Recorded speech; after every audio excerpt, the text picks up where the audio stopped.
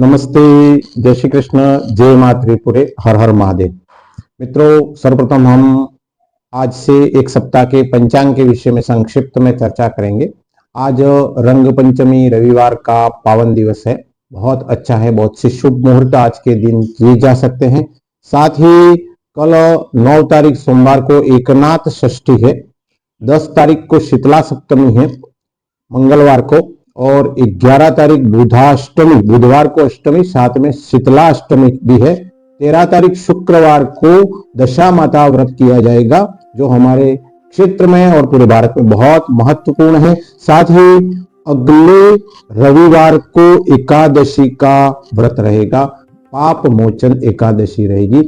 और साथ ही 14 तारीख को मीन संक्रांति का प्रारंभ भी हो जाएगा। इसके साथ ही मीनार के कारण से 1 माह तक शुभ कार्य वर्जित रहेंगे। तो ये था मित्रों आज का पंचांग।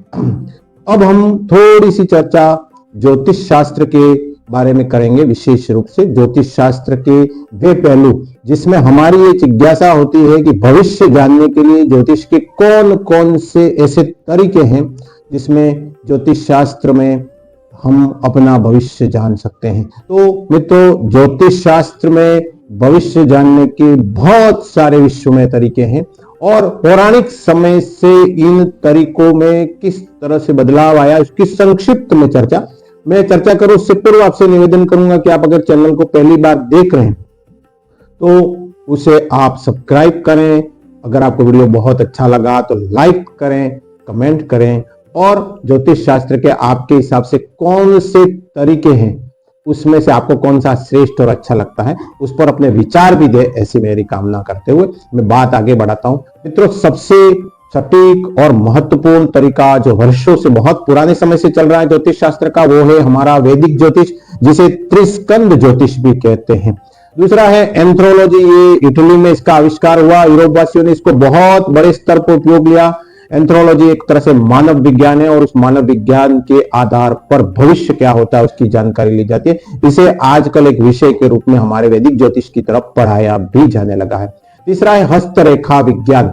सर्वाधिक प्रमाणिक विज्ञान इसे भी माना जाता है। हस्तरेखा विज्ञान के साथ में पंचांगुली देवी की तंत्र विद्या में साधना की जाती है, और हाथ की रेखा हर व्यक्ति की अलग होती है। तो हस्तरेखा विज्ञान भी ज्योतिष में आपकी भविष्यवाणी जानने का बहुत बड़ा आजकल का विषय बना हुआ है। चौथा है सामुद्रिक अंग लक्षण। ललाट कैसा है, शरीर के अंग कैसे, हाथ कितने लंबे, आपका हलचाल, बोली, चेष्टाओं से, और आपकी आंखों के देखने का तरीका, आपके भौहें, आपके होठ, आपका नाक, आपका जीभ, और आपका रंग, और बहुत सी चीजें देखकर आपके अंगों के लक्षण को, जिसे सामुद्रिक अंग लक्षण कहते हैं, उसके आधार पर चेष्टाओं का पता करके भविष्य बताया जाता है। रमल शास्त्र होते हैं, जिसमें 4 तत्व और 16 कला की बात होती है। ये एक तरह से अरब देश से आया हुआ शास्त्र है, जिससे भी भविष्य जाना जाता है। रमल, र का मतलब रब्बी यानी कि ईश्वर, म का मतलब मन, ल का मतलब लक्षण, और उससे हमारे लक्षणों का पता करके भविष्य जाना जाता है। पशु पक्षी शकुन शास्त्र, छठा विज्ञान ऐसा है जिसमें शुभ अशुभ पक्षियों के बारे में, उनकी चेष्टाओं के बारे में, उनके बोलने के बारे में, उनके तरीके, उनके घोंसले बनाने के, उनके समय के साथ में आवाजें करने के, हमारे निकलते समय किस दिशा में मिले, क्या वो कोई विशेष आवाज कर रहे, गधा भौंक रहा है, कुत्ता रो रहा है। तो ये पशु पक्षी शकुन शास्त्र भी बहुत सारे भविष्यवाणियां हमारे लिए करता है। साथ ही मेटोस्कोपी यानी कि ललाट पट्ट पे हमारे, ऐसा कहते हैं कि लिखिता विधात्रा षष्ठे दिन, हमारे ललाट पट्ट को पढ़ के उस पे 9 ग्रहों की 9 रेखाएं होती है। कुछ लोग 7 रेखाएं भी कहते हैं, कुछ 3 रेखाएं भी कहते हैं। त्रिपुंड भी लगाया जाता है। और साथियों, तिलक लगाने का महत्व इसीलिए ललाट पर होता है कि सारा विधाता ने भाग्य ललाट पर लिख रखा है, छठे दिन लिखा जाता है, ऐसा शास्त्रों में कहा गया है। 8वां है ताश के पत्तों से भविष्य, और ऐसा ही सेम टू सेम होता है, थोड़ा अलग तो है, परंतु टैरो कार्ड पश्चिमी जगत में बहुत प्रसिद्ध है, इससे भविष्य जाना जाता है। एक होता है ग्राफोलॉजी, जो 9वां विज्ञान है, जिसे हस्ताक्षर विज्ञान कहते हैं। 10वां है क्रिस्टल बॉल, जिसमें क्रिस्टल बॉल के माध्यम से व्यक्ति के भविष्य को जाना जाता है। इसमें 2 ही व्यक्ति बैठते हैं, तीसरा होता नहीं है, और 2 के अलावा तीसरा होता तो फलित नहीं देता, ऐसा मानते। त्राटक से भविष्य बताया जाता है। स्वप्न विज्ञान से भी भविष्य बताया जाता है। स्वप्नेश्वरी देवी की साधना की जाती है, और बहुत से देवी देवता स्वप्न में आके भविष्य बताते हैं। ये भी बहुत विकसित विज्ञान है हमारे भारत और विदेशों में भी है।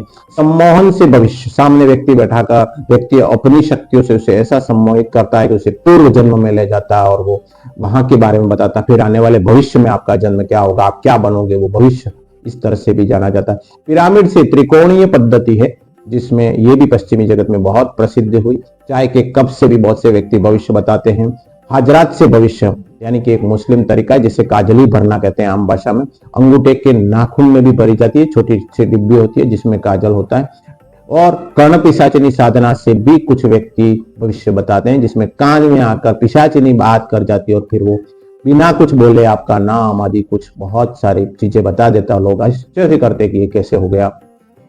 नाड़ी विज्ञान भी बहुत महत्वपूर्ण है। हमारे शरीर में 72,000 नाड़ियां है और उसमें नाड़ी देखकर आपका भूत भविष्य, आपने आज क्या खाया था, भविष्य में आपको क्या बीमारी होने वाली है, आप क्या कर सकते हो, ये सारा भी बताया जाता है। आस्था पद्धतियां भी बहुत सी होती है जैसे रुद्राक्ष पहनना, रत्न पहनना, वास्तु पहनाकर हम भविष्य के बारे में सुरक्षित हो सकते हैं।